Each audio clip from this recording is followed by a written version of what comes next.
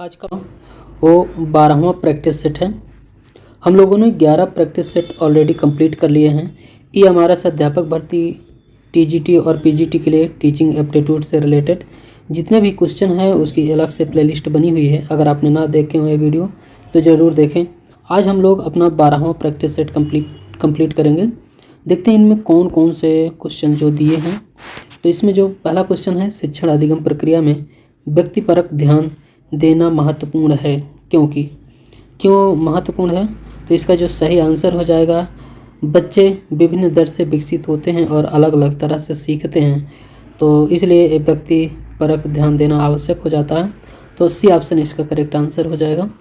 Question number 42 है, यदि छात्र अध्ययन में रुचि नहीं ले रहे हैं तो अध्यापक को, अध्ययन में ना रुचि ले रहे हो तो अध्यापक को विद्यार्थियों द्वारा रुचि लेने के कारणों पर विचार करना चाहिए और उपचारात्मक उपाय करने चाहिए। तो डी ऑप्शन इसका करेक्ट आंसर हो जाएगा।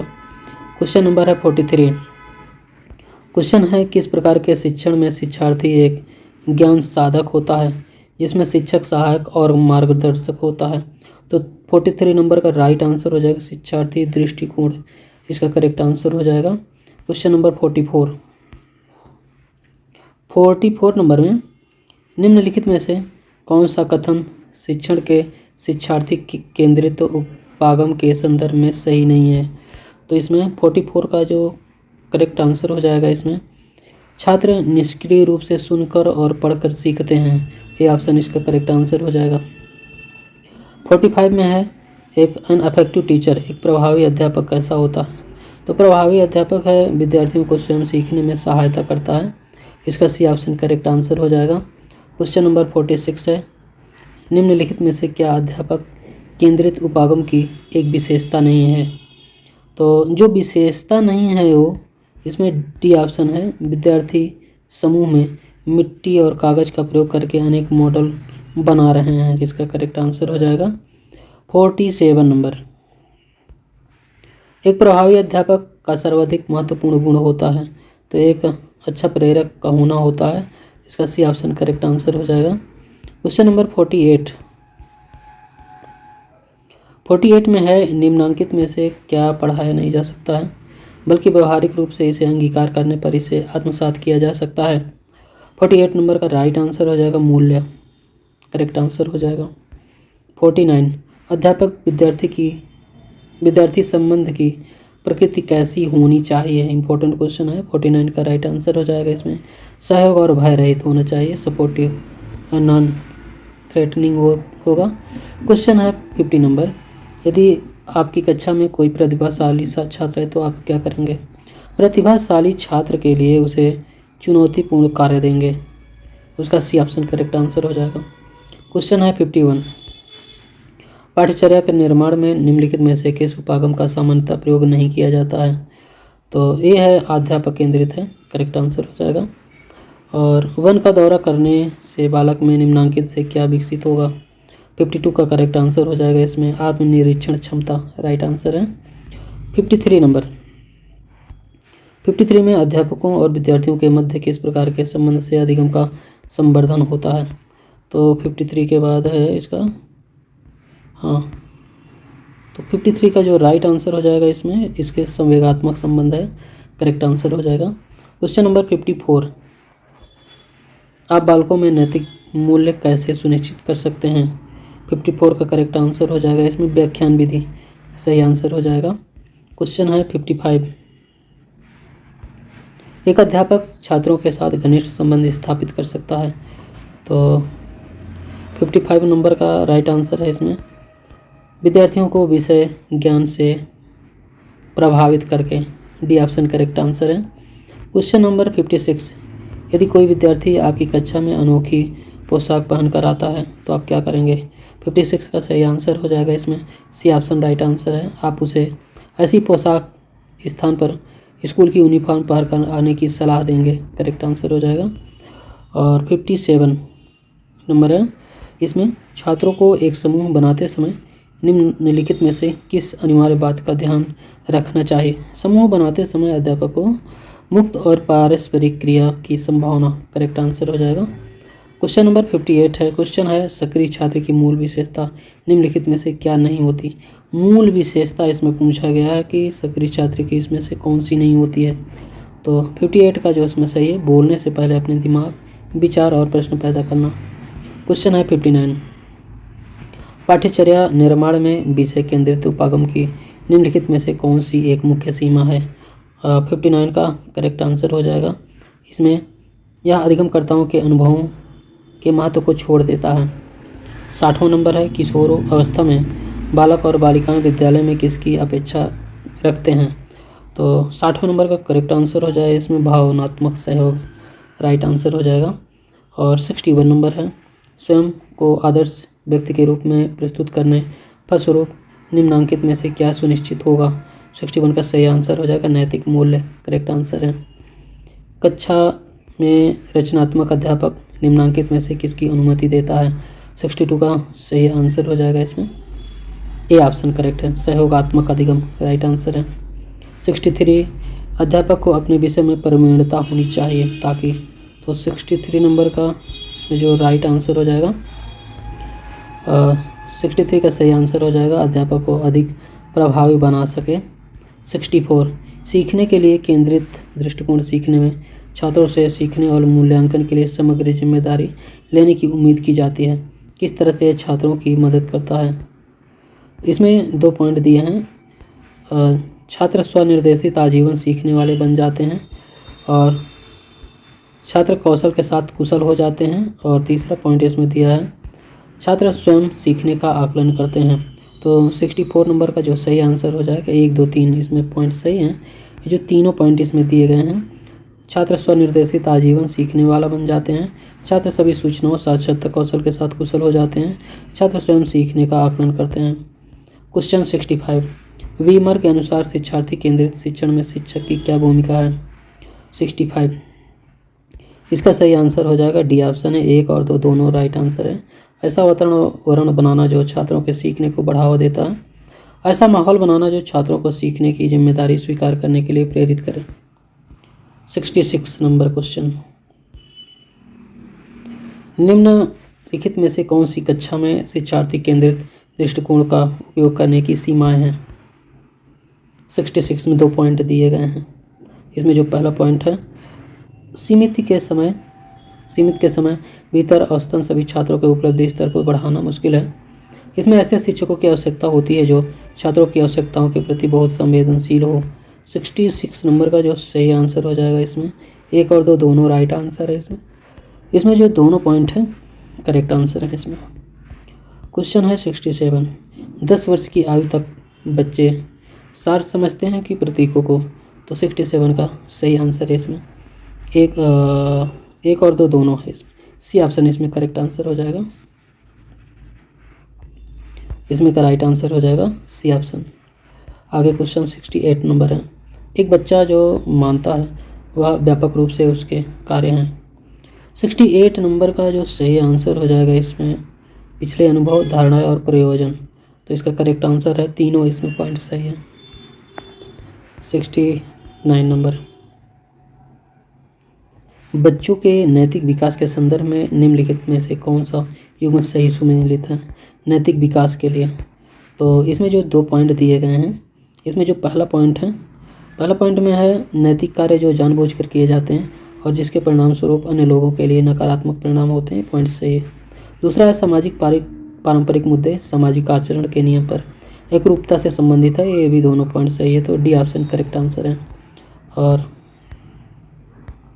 क्वेश्चन नंबर 70 है, बच्चों को अपने व्यक्तिगत संदर्भ और अनुभव को लाने साझा करने के लिए प्रोत्साहित करना। दिए गए कथन को संतुष्ट करने के लिए एक शिक्षक बच्चों से कौन सा प्रश्न नहीं पूछ सकता। तो 70वें नंबर का जो सही आंसर हो जाएगा, दादा दादी से बात करो और पता करें कि जब वो 8-9 वर्ष के थे तो कहाँ रहते थे। तो इसका ये सही आंसर हो जाएगा कि इसमें क्वेश्चन जो दिया है इसको देख लेते हैं एक बार। बच्चों को अपने व्यक्तिगत संदर्भ और अनुभव को लाने और साझा करने के लिए प्रोत्साहित करना है। दिए गए कथन को संतुष्ट करने के लिए एक शिक्षक बच्चों से कौन सा प्रश्न नहीं पूछ सकता, क्योंकि डी ऑप्शन सही है। प्रश्न पूछ सकते हैं कि आप साइकिल चला सकते हैं, अगर हाँ तो आपकी सवारी करना किसने सिखाया। और ये पूछ सकते हैं कि क्या आप कभी घने जंगल में रहे हैं, यदि हाँ तो जंगल के बारे में अपनी भावनाओं को लिखें। ये भी पूछ सकते हैं कि क्या आपके बाल त्वचा आपके परिवार किसी और की तरह हैं, यदि हाँ तो कृपया उस व्यक्ति का नाम बताएं। बट डी ऑप्शन इसका राइट आंसर हो जाएगा। अब हमारा जो अगला क्वेश्चन है और महत्वपूर्ण क्वेश्चन है जो ये है डोमेन नॉलेज से रिलेटेड, और साथ ही इसमें एनईपी के जो क्वेश्चन हैं ये सारे क्वेश्चन वो हम लोग इसी वीडियो में कंप्लीट करेंगे। वीडियो को स्किप नहीं कीजिएगा। अभी तक हम लोगों ने 30 क्वेश्चन कंप्लीट कर लिए हैं। 30 क्वेश्चन और देखते हैं। क्रियाकलाप को अधिगम के कार्य के रूप में उपयोग करने के लिए निम्नलिखित में से कौन सी विशेषताएं महत्वपूर्ण है। तो 71 नंबर है। इसमें उपलब्ध स्थान का प्रबंधन, आकलन की प्रक्रिया और समय प्रबंधन, ये 3 पॉइंट दिए गए हैं और तीनों पॉइंट में हमारा जो सही आंसर हो जाएगा, इसमें तीनों पॉइंट राइट आंसर है। इसका डी ऑप्शन करेक्ट आंसर हो जाएगा। पहला, दूसरा और तीसरा पॉइंट इसमें सही है। 72 नंबर, वयस्कों को इरादतन अनुभवों को लेने और साझा करने के लिए समय लेना चाहिए, इसका क्या अर्थ है। इसमें जो पॉइंट दिए गए हैं 72 में जो पॉइंट दिए गए हैं इसमें बी ऑप्शन सही है। बच्चों को उन चीज़ों और घटनाओं के बारे में बात करने के अवसर प्रदान करना जो अब अतीत, वर्तमान और काल्पनिक नहीं है। 73 नंबर, निम्नलिखित में से कौन सा क्रियाकलाप रचनात्मक कक्षा के संदर्भ में सही ढंग से सुमेलित है। तो इसमें जो 2 पॉइंट दिए गए हैं, 2 पॉइंट में प्रयोग, छात्र व्यक्तिगत रूप से एक प्रयोग करते हैं, फिर समूह में परिणामों पर चर्चा करने के लिए एक साथ आते हैं, पॉइंट सही है। दूसरा पॉइंट है परियोजना कार्य, छात्र परियोजना के रूप में एक विषय चुनते हैं, परियोजना को पूरा करते हैं और अपने निष्कर्षों को कक्षा में प्रस्तुत करते हैं। तो 1 और 2 दोनों पॉइंट इसका राइट आंसर हो जाएगा। बी ऑप्शन राइट आंसर है। 74 में क्रियाकलाप आधारित उपागम के क्या लाभ हैं। क्रियाकलाप आधारित, ये क्वेश्चन बहुत इंपॉर्टेंट है। तो इसका जो सही आंसर हो जाएगा, यह अपनी शैली में शिक्षण तथा अधिगम की गति का निर्धारण करने के लिए कार्य क्षेत्र उपलब्ध कराता है।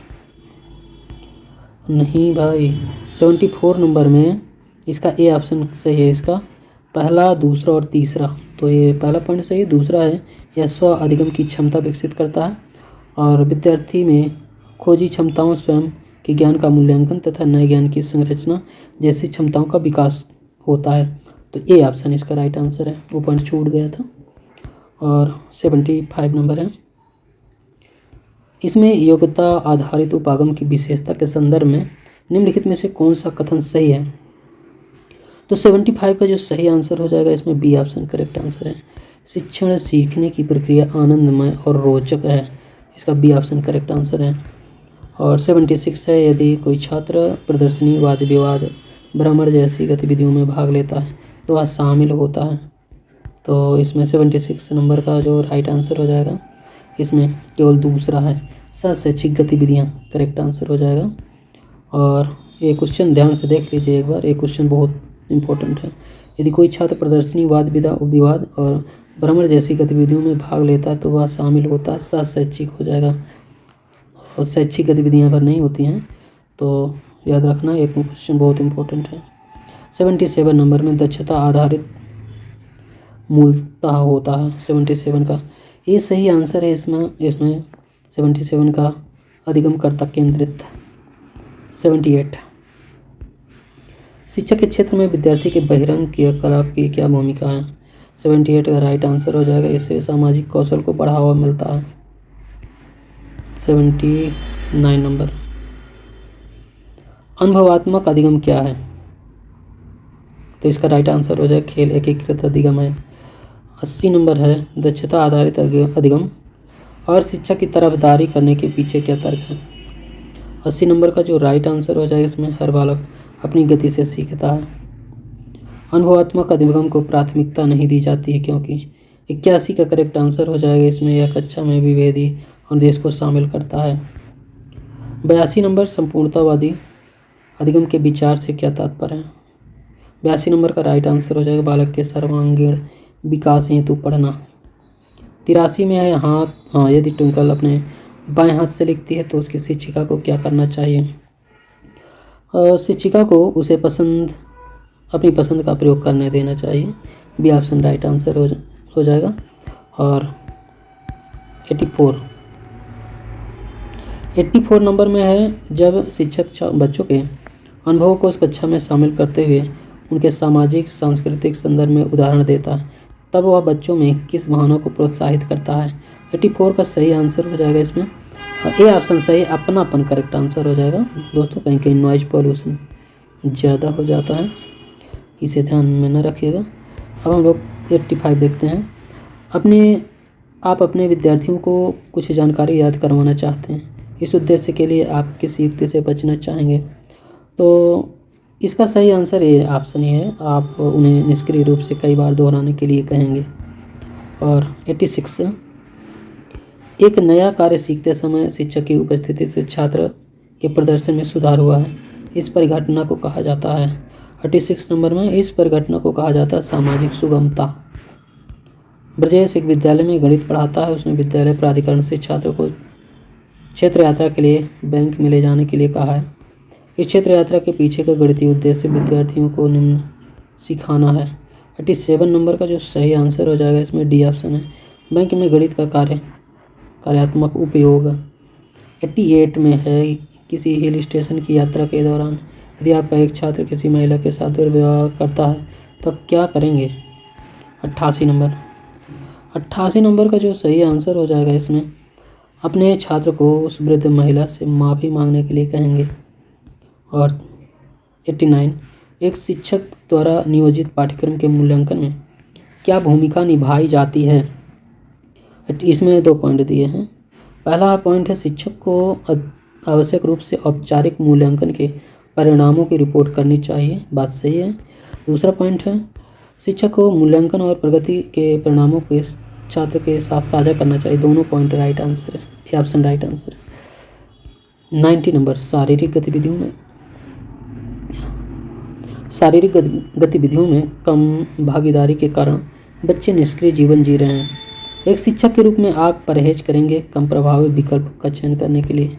90 नंबर का जो सही आंसर हो जाएगा इसमें उन्हें गेमिंग जोन में जाएं और बच्चों को स्वयं खेलने दें, गेमिंग जोन में ले जाएं और बच्चों को स्वयं खेलने दें। 91 नंबर एनईपी 2020 के अनुसार व्यावसायिक शिक्षा इंटर्नशिप के साथ शुरू होगी, किस इंटर्नशिप के साथ होगी, किस क्लास से हो। तो इसमें कक्षा 6 किस पॉइंट में दिया है देखते हैं, 6 डी ऑप्शन इसका करेक्ट आंसर हो जाएगा। आगे क्वेश्चन है नीति के अनुसार शिक्षा में सार्वजनिक निवेश मौजूद 4.3 से बढ़कर होगा 4.6 से जीडीपी। अब भाषाओं के संदर्भ में एनईपी राष्ट्रीय शिक्षा नीति 2020 इस पर जोर देती है, बहुभाषावाद पर जोर देती है। और एनईपी 2020 में निम्नलिखित में से किस पर जोर देती है।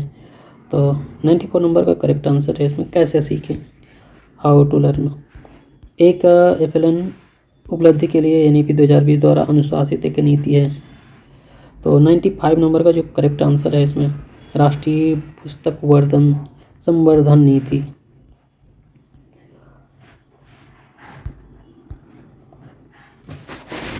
नाइन्टी 96 में राष्ट्रीय शिक्षा नीति 2020 सामाजिक आर्थिक रूप से वंचित समूहों के छात्रों को बनाए रखने के लिए क्या प्रस्ताव है। तो इसमें 96 का जो सही आंसर हो जाएगा इसमें डी ऑप्शन है, डी ऑप्शन को और ऊपर कर देते हैं, प्रासंगिक और सार्थक पाठ्यक्रम राइट आंसर है। 97 है निम्नलिखित में से कौन सी एनईपी प्राथमिकताओं पर एक पहल नहीं है। तो निपुण भारत है, विद्या प्रवेश, नीति आयोग, बाल वाटिका में। 97 में इसमें नीति आयोग नहीं है, बाकी सभी पॉइंट सही हैं। क्वेश्चन है 98 विकलांग छात्रों की शिक्षा के संदर्भ में राष्ट्रीय शिक्षा नीति 2020 द्वारा निम्नलिखित में से किसे बढ़ावा नहीं दिया गया है। कौन सा है इसमें जो बढ़ावा नहीं दिया गया है।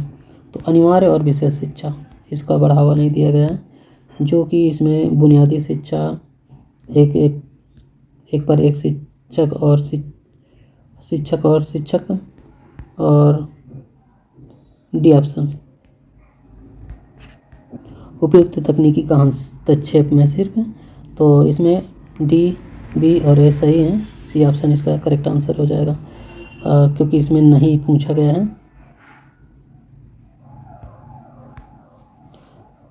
39 नंबर दिया गया है 99 में राष्ट्रीय शिक्षा नीति 2020 जोर देती है, किस पर जोर देती है? इसमें जो पॉइंट है, पाठ्यचर्या को लचीलापन पर जोर देती है। राइट आंसर है 100 नंबर। राष्ट्रीय शिक्षा नीति 2020 के अनुसार मूल्यांकन का उद्देश्य जानकारी प्रदान करता है। जानकारी कक्षा के अंदर और बाहरी छात्रों का समर्थन कैसे करें, ये ऑप्शन करेक्ट आंसर हो जाएगा। तो दोस्तों हम लोगों ने आज 12वां प्रैक्टिस सेट भी हम लोगों ने कंप्लीट कर लिया। अभी तक केवल 3 ये प्रैक्टिस सेट बचे हैं। 3 प्रैक्टिस सेट आपको फिर प्रोवाइड कर दिए जाएंगे। अगर आपने 1 से लेकर के 12 तक अगर जितने प्रैक्टिस सेट हैं अगर आपने देख लिया तो आपके बहुत कुछ आपको एग्ज़ाम में बेनिफिट मिलेगा। आपको फास्ट रिवीजन इसीलिए करवाया गया है। तो दोस्तों आज का वीडियो यहीं तक।